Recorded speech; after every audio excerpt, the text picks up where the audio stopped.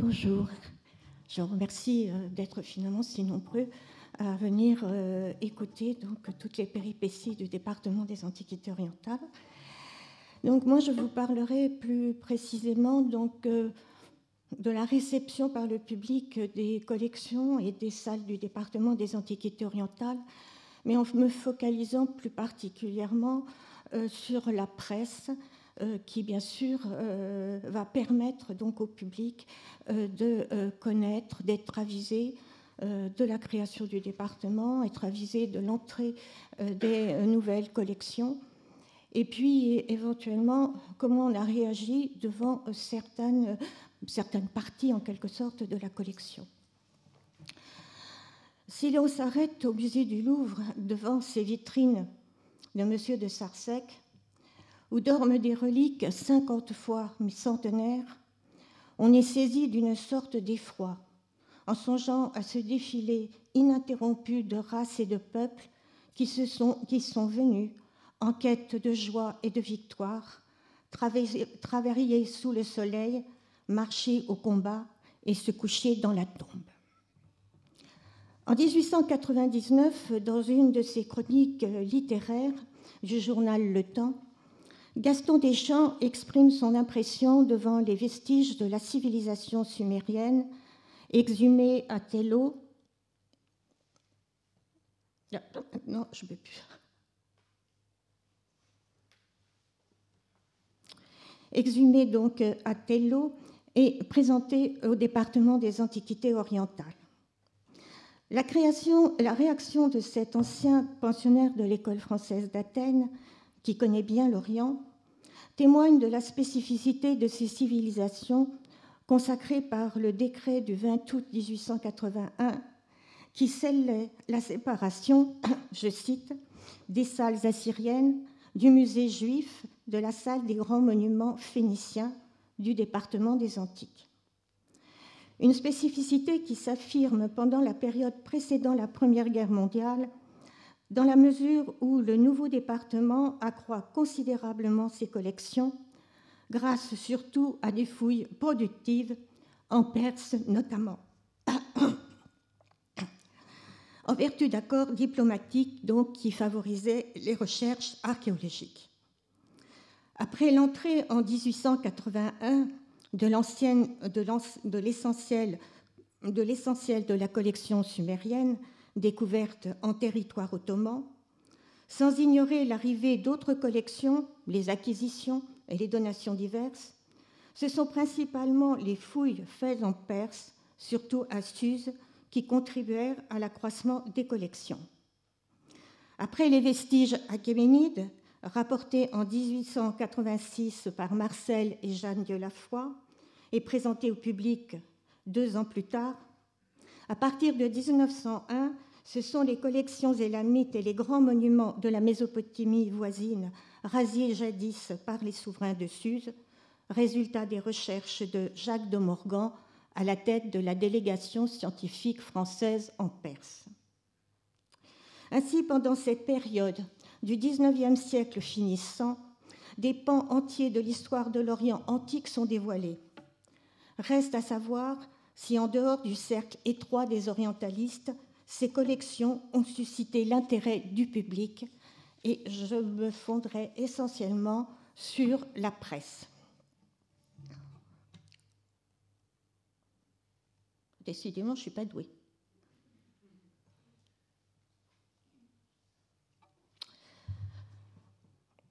Comment les découvertes ont-elles relayé auprès du public ?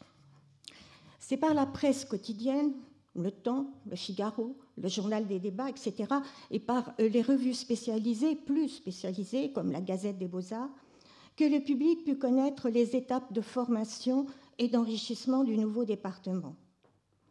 On peut noter que nombre d'informations législatives et scientifiques étaient fournies notamment par le journal officiel de la République française, notamment sur la création du département. Aussi, au milieu de l'été 1881, la presse put relayer l'information. Toutefois, il est probable que le lecteur prêta peu d'attention au contenu du décret signé par Jules Grévy, président de la République, et aux raisons de la création du département, exposé par Edmond Turquet, sous-secrétaire d'État aux Beaux-Arts. Pour les fouilles de Tello, à l'origine du département, le plus souvent la presse quotidienne reprit dans un premier temps les informations du journal officiel qui publie au lendemain des séances de l'Académie des inscriptions et belles-lettres un résumé des nombreuses communications sur les fouilles d'Ernest de Sarsec faites par Léon Heuzet, conservateur du nouveau département. Toutefois, à la fin de l'année 1881,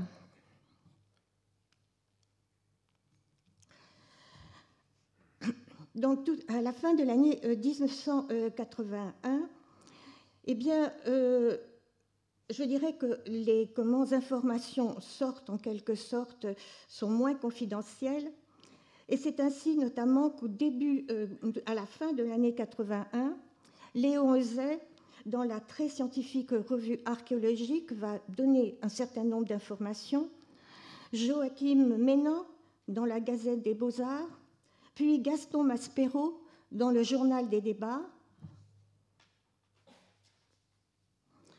et également Édouard Charton, dans le Magasin pittoresque, pour un plus large public, et ainsi ils vont contribuer tous à faire connaître ces découvertes. Enfin, dès 1884, Georges Perrault publie son deuxième volume de l'histoire de l'art dans l'Antiquité, consacré à l'art assyrien et chaldéen, dont James Dermesteter, le grand orientaliste, fait un long et savant compte-rendu dans le Journal des débats. Surtout, 5 ans plus tard, la presse relaya largement auprès du public les résultats de la mission accomplie à Suse par Marcel et Jeanne Dieulafoy. Dès les premiers jours de juillet 1886, la mission est à peine de retour en France que le temps lui consacre, sous le titre « Le palais d'Artaxerxès au Louvre », un long article sur la collection et sa future installation au Louvre. Je tiens à souligner que pas moins de 4 articles vont être publiés dans l'été 86, de très copieux articles donc du journal Le Temps. Aujourd'hui sont arrivés à Paris par le chemin de fer de Lyon à destination du musée du Louvre 215 caisses qui contiennent les fragments de la décoration des palais d'Artaxerxès et de Darius à Suse et les objets d'art anciens découverts par la mission Dieulafoy. Leur poids dépasse 40 000 kilos et 6 wagons ont été réservés pour leur transport. Notre musée national s'enrichit de décors artistiques et archéologiques qui feront l'envie de tous les musées étrangers, du British Museum et du musée de Berlin. Alors ça, c'est un thème récurrent. On aura la plus belle collection de sceaux. Ça va être donc le plus grand musée. « 15 ans plus tard, en octobre 1901, Le Temps ne manqua pas d'informer ses lecteurs de l'arrivée des premiers résultats des travaux conduits à Suse par Jacques de Morgan. Toutefois, le public dut attendre l'année suivante pour en savoir plus sur la nature et l'importance de la collection, grâce notamment à Edmond Potier, conservateur des antiquités orientales, qui, comme il l'avait fait d'ailleurs pour les Dieulafoy, présente dans la Gazette des Beaux-Arts les résultats de la nouvelle mission. Reste à voir pourquoi les résultats de la délégation eurent, nous semble-t-il, moins d'écho dans la presse que ceux de leurs prédécesseurs. Pour nous, la réponse se tient dans la personnalité des archéologues et dans la nature de leurs découvertes. Si les premières découvertes faites à Suse eurent un grand retentissement dans la presse, ceci tient à leur importance et aux efforts des fouilleurs pour les faire connaître. Ainsi, aux nombreuses communications et publications scientifiques de Marcel Dieulafoy destinées aux corps savants, notamment l'Académie des inscriptions et belles-lettres, s'étaient ajoutés les récits de Jeanne Dieulafoy, la Perse, la Chaldée, la Susiane notamment, puis à Suse, journal de fouilles, parus d'abord dans la revue Le Tour du Monde, avant leur publication définitive, parfois, comme vous voyez ici, en édition de luxe au moment des fêtes de Noël. Destinés à un vaste public, ces écrits sont relayés dans la presse et même salués par les savants, notamment par Ernest Bablon. Et lorsqu'en 1891, la maquette du palais de Darius est présentée dans la seconde salle de Suse, la presse rappela la parution l'année précédente du roman historique de Jeanne Dieulafoy, Paris Satis, dont l'action a pour décor ce même palais, donc le palais de Darius. Pour les premiers travaux de la délégation, la presse en rendit compte au moment de l'exposition de 1902. Mais malgré le réel succès, donc il y a eu pas mal de visiteurs, il nous semble avec moins de succès, elle a moins relayé l'événement. Ceci tient peut-être dans l'approche de Jacques de Morgan, qui refuse toute vulgarisation, comme il l'explique dans l'opuscule publié lors de la publication de ses découvertes au Grand Palais des Champs-Élysées et dans laquelle apparaît en filigrane une critique vis-à-vis de ses prédécesseurs. Je ne donnerai pas un journal de mon expédition. Il y a beau temps, en effet, que j'ai compris le manque d'attrait de semblables écrits où, dans de longues pages, l'auteur fournit quelques rares documents dignes d'intérêt entre deux récits de mauvais repas ou de nuits d'insomnie. Je ferai grâce aux personnes qui voudront bien me lire de tous les incidents n'ayant pas trait à la conduite générale de nos affaires. Surtout, en concentrant ses efforts sur les vestiges achéménides, la mission de Dieulafoy avait rapporté, selon Morgan, de fort beaux morceaux qui enrichissent aujourd'hui notre musée du Louvre, mais selon lui, l'histoire n'avait rien gagné, car, je cite, « la Suse et la mythe restaient encore ensevelis dans l'oubli le plus complet ».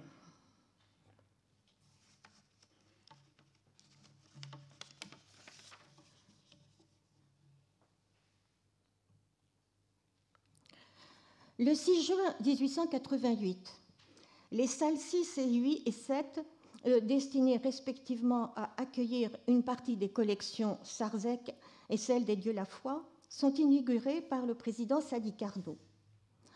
La presse, dans les jours qui précédèrent, relaya l'information, même si, il faut le préciser, rares furent les mentions concernant les antiquités sumériennes, chaldéennes, comme on disait alors, qui avaient attendu pour être complètement installées l'arrivée de la collection perse.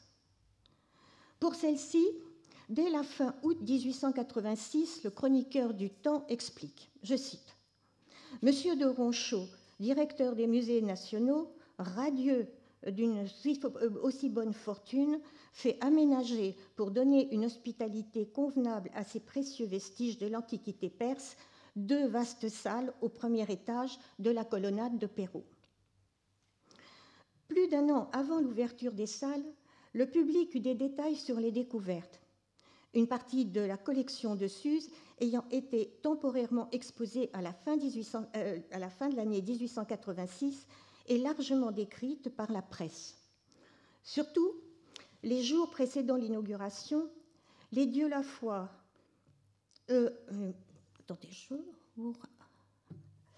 donc les Dieulafoy s'employèrent à présenter l'exposition.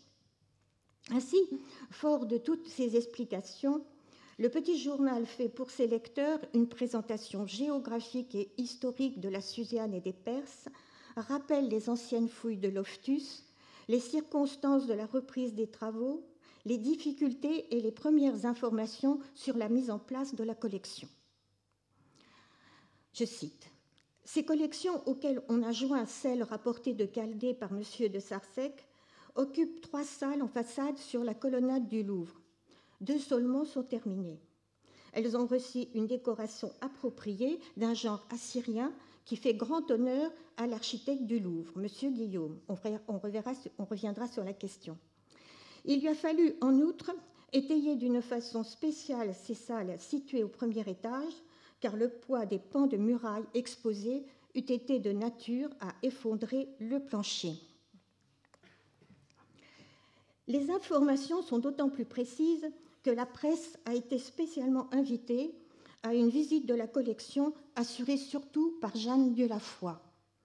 En fait, le journal officiel, quelques jours avant l'inauguration, prévient donc la presse de se munir en quelque sorte de la carte de presse et que pendant 2 journées, 2 après-midi, ils pourront visiter les collections.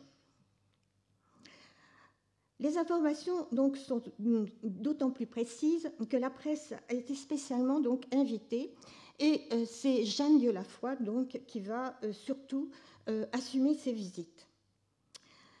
Elle parle des travaux accomplis par son mari et ses collaborateurs avec une érudition de membre de l'Académie des inscriptions et belles-lettres. Ses doigts effilés courent sur les vitrines à la recherche des pierres gravées, des bijoux et des médailles avec une dextérité merveilleuse. Elle connaît le nom des pierres, les dates des gravures et pourrait faire un cours sur les anciennes civilisations orientales. Après l'inauguration,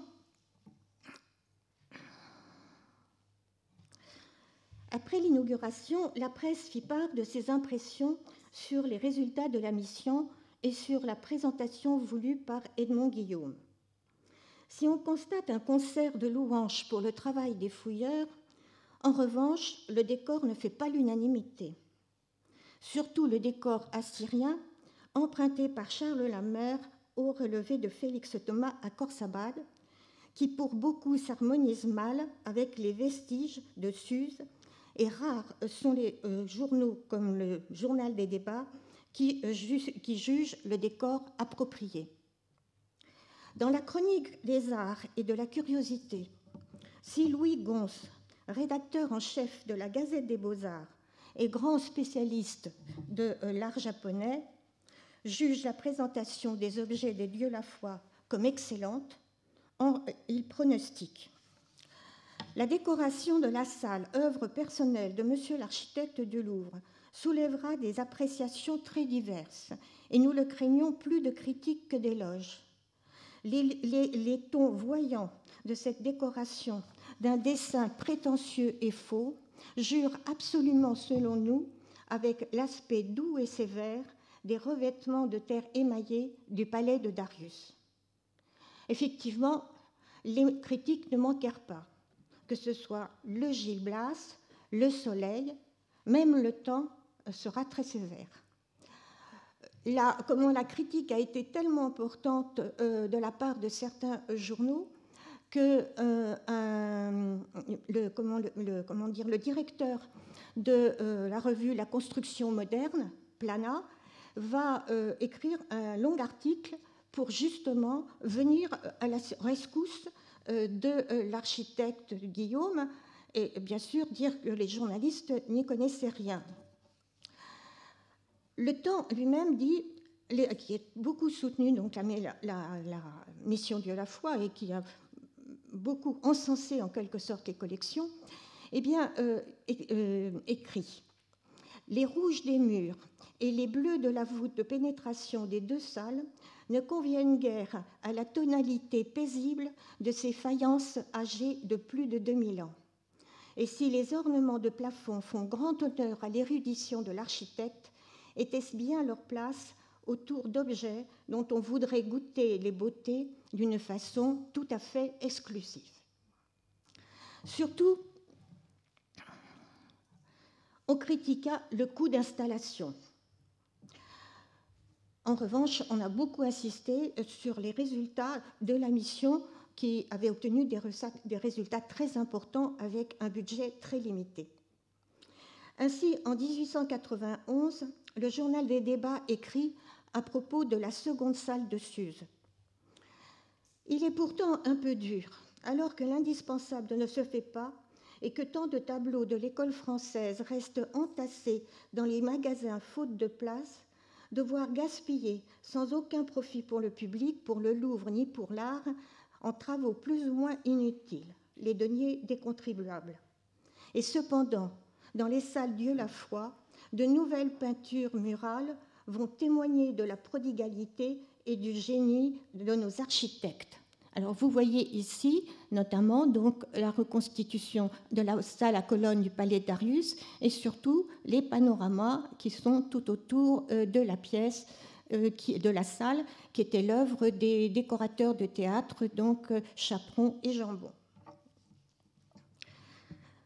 Très différente fut le sort des monuments élamites et mésopotamiens arrivés à Paris en 1901 et qui, ne trouvant pas au Louvre un emplacement ad hoc, ne furent que partiellement présentés le 1er mai, du 1er mai à la fin juin 1902 dans les salles d'angle du Grand Palais des Champs-Élysées en marge du Salon des artistes français.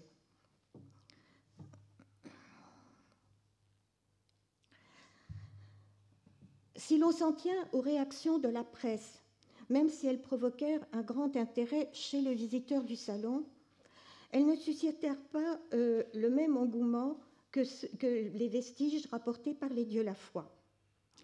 Le Temps du 1er mai 1902 ne consacre qu'un court article à leur exposition à propos de la visite du président Émile Loubet, qui se rendit dans les espaces de la délégation après avoir visité le salon de sculpture, et ne mentionne que l'osselet, un gros osselet, mais quand même, l'osselet et les bijoux de la tombe achéménide. Surtout, l'exposition terminée et les bijoux transportés au Louvre, et les objets transportés au Louvre, si les grands monuments prirent place dans les galeries chaldéennes et assyriennes, comme on disait alors, le reste rejoignit la galerie de Delphes. Donc vous voyez ici une vision avec les membres de la délégation et l'ensemble donc des collections qui étaient parfois, je dirais, montrées à des visiteurs particuliers, notamment comme Gaston Doumergue ou Georges Clemenceau. Vous voyez sur le près de la fenêtre, donc Jacques de Morgan. Ainsi, peu d'œuvres restèrent visibles du public, surtout, comme le regrette Morgan, la façon dont elles étaient disséminées empêchait qu'on s'en fasse une idée d'ensemble. L'élamite disparaissait au milieu de l'assyrien, du chaldéen, voire même de l'achéménide. C'est presque une infâme. C'est terrible à côté de l'achéménide. Alors, une situation qui ne fut pas réglée de façon satisfaisante après l'arrivée des objets des campagnes suivantes, dans la mesure où les espaces aménagés par l'architecte Gaston Redon au pavillon de la Trémoille, près des guichets du Louvre, et destinés aux découvertes de la délégation, furent finalement partagés avec les collections égyptiennes, notamment le mastaba. Finalement,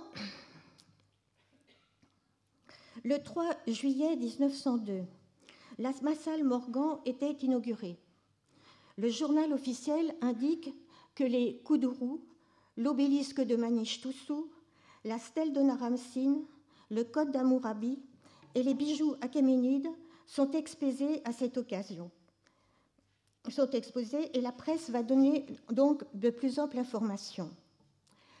Le Temps, notamment dans un long article sur l'art élamite et la mission Morgan, après avoir resitué chronologiquement la civilisation de l'Élam par rapport aux autres civilisations de l'Antiquité, rappelé le contexte diplomatique des fouilles, expliqué la problématique de Morgan consistant à étudier les vestiges antérieurs à la période achéménide et souligner l'importance des découvertes en citant les objets les plus emblématiques, annonce la visite des ministres et de Mosaffer-ed-Din Shah, qui pourront ainsi admirer, je cite, les statuettes en argent et en or des rois ou des prêtres portant un chevreau sur leurs bras, l'oiseau bleu constellé de clous d'or, les lions de terre émaillés, la statue à jupe plissée du roi Manichetousou en basalte et celle en bronze plus récente de la reine Lapirassou. Enfin, bien que moins somptueusement installée que les salles perses, la presse, notamment le journal des débats, reconnut les efforts faits pour rendre accessibles ces découvertes auprès du public. La nouvelle salle du Louvre a été aménagée avec infiniment de goût et de soin par M. de Morgan. On n'a rien épargné pour rendre intelligible au grand public un art qui lui est plus que tout autre étranger. Des peintures exécutées par Georges Bondou, artiste de talent attaché à la mission, montrent les principaux aspects du pays exploré, les ruines antiques, les paysages, les monuments persans. Une carte permet de reconnaître la topographie de l'Élam et les contrées voisines. Tous les objets sont pourvus d'étiquettes suffisamment explicatives pour dispenser le simple visiteur de recourir au catalogue.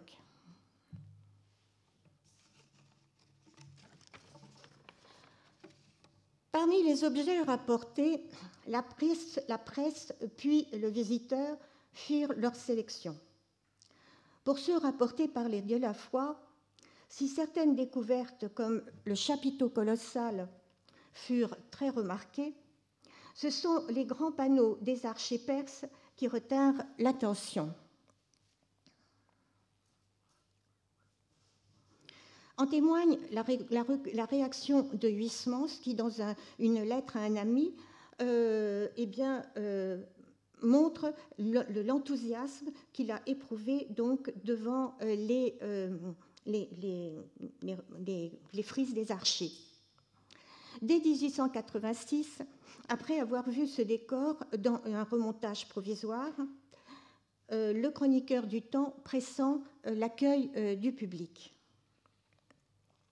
Autant que les savants et les artistes, le public y prendra certainement beaucoup d'intérêt et de plaisir en considération du caractère pittoresque de ces objets, de la couleur dont ils sont revêtus et de l'originalité de la composition artistique. Les bas-reliefs de Ninive, de Persépolis, de Babylone, de Nimroud n'exercent guère sur lui une très vive attraction, car tout cela est trop froid, trop colossal, trop archaïque de forme, et il ignore trop Diodore, Hérodote, Strabon, Layard, Lenormand, Oppert, etc., pour comprendre et apprécier toute cette théogonie bizarre, monstrueuse et obscure.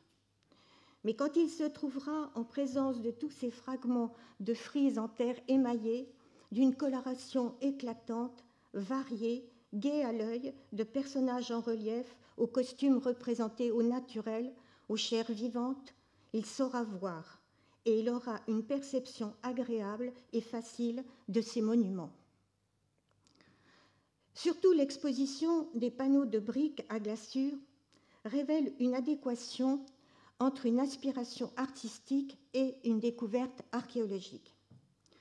Car avec ce décor, certains architectes et céramistes de la fin du XIXe siècle justifient leur volonté d'une utilisation plus large de la céramique architecturale décorative. Ainsi, Émile Muller, Édouard Garnier ou Alexandre Bigot. Jules Leibniz, fervent défenseur avec l'architecte Paul Sédille de la polychromie dans l'architecture, à l'issue de l'exposition universelle de 1889, écrit dans son rapport sur la faïence architecturale. Pour la terre émaillée, est-ce que les œuvres des Della Robbia, placées extérieurement, ne sont pas encore plus présentables que les matériaux qui les entourent? Est-ce que les faïences des mosquées de Perse et d'Asie mineure n'ont pas conservé leurs splendides revêtements céramiques, dont la vue nous séduit et nous charme? N'avons-nous pas sous les yeux, admirablement installés au musée du Louvre, des fragments considérables de terre émaillée provenant des débris du palais de Darius? Aucun archéologue, aucun céramiste ne supposait l'existence de ces décorations colossales. Ces terres cuites émaillées sont âgées certainement de plus de 25 siècles et elles possèdent encore un éclat et un charme qui nous surprennent. Elles ont non seulement conservé leur forme, mais encore leur couleur, et des couleurs charmantes que nos faïenciers les plus distingués sont unanimes à admirer. Parmi tous les matériaux qui ont servi à la construction et à la décoration de ces immenses palais, quels sont ceux qui ont conservé la couleur primitive? Aucun autre, assurément, que la céramique. Le décor du palais de Darius excepté, les collections du nouveau département suscitèrent-elles l'intérêt du public? Même si les conservateurs s'efforcèrent de rendre plus familières les collections orientales par leur enseignement, notamment à l'école du Louvre à partir de 1882, donc récemment créée, et par leur catalogue, notamment celui d'Euzet sur les antiquités chaldéennes, qui fut longuement présenté dans le journal des débats. Alors, l'article est intéressant parce qu'on voit le chroniqueur qui explique à ses lecteurs que, découverte en Chaldée, ce n'est pas très pratique, mais qu'avec ce catalogue, eh bien, il va pouvoir donc comprendre en fait toute cette civilisation sumérienne, mais surtout, c'est que, catalogue à la main, il entraîne son lecteur de vitrine en vitrine, donc pour lui expliquer les antiquités chaldéennes. Alors, si les archéologues, en dehors de leurs publications savantes, s'efforcèrent de faire connaître leurs travaux auprès notamment des ministres, auprès des amis du Louvre, auprès des membres de l'Institut, si enfin dès le début des années 1890, les manuels d'histoire prennent en compte leurs dernières découvertes, comme le prédit en 1886 le chroniqueur du temps, il est difficile de penser qu'elles aient touché un vaste public. Les fouilleurs eurent conscience de la difficulté et s'efforcèrent, avec les moyens muséographiques dont ils disposaient, de les rendre plus accessibles. En 1888, Dieu Laffoy exposa une maquette du site et des fouilles de Suse dans la salle 7, qu'il compléta 3 ans plus tard dans la salle 8 avec l'imposante reconstitution de la salle à colonnes du palais de Darius, complétée par un ensemble de peintures représentant le site et son environnement géographique. De même, 15 ans plus tard,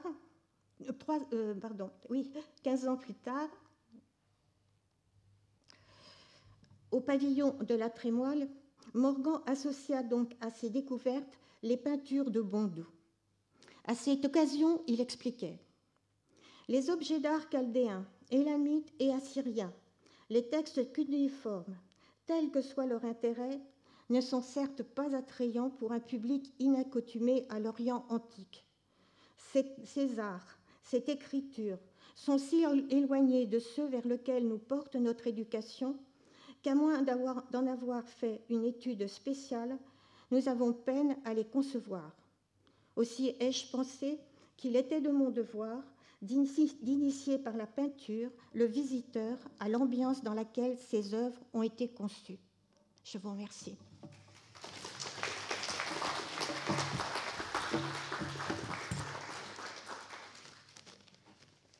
Merci beaucoup, Nicole, de nous avoir fait revivre les salles et ces salles du premier étage qu'on rêverait tous de visiter, la salle Sarzec et la salle Dieu Laffoy et la salle avec la maquette qui, je crois, n'a jamais été retrouvée et des éléments muséographiques évidemment extrêmement importants. Parlant de muséographie, justement, cela me permet d'annoncer la future communication de Sylvia Roman, qui est docteur en sciences religieuses, qui a soutenu une thèse intitulée « Les Assyriens au musée, l'intégration du Proche-Orient ancien dans l'histoire occidentale » sous la direction de Maria Grazia Masetti-Rouault et de Rita Dolce.